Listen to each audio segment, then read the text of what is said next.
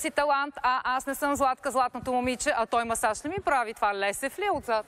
Не мога да повярвам. Не, само не ме целувай, благодаря. И така, аз съм вече златното момиче. Целунато от Лесев, а вашата водеща в нощта на битката над златните бутони.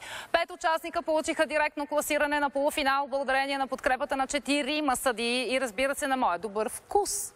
Нека да си припомним заедно какво направиха Жаклин Таракчи, Фифта Лайънс, Димо Лесев, Галин и Траян и Данчо Кузманов. Техните 5 специални момента от кастингите. Успокой се, моля те. Спрете му кафето. Вижте. Според мен функция на златния бутон е да даде шанс на някой, на който большинството не би дал шанс. Какво каза? Не.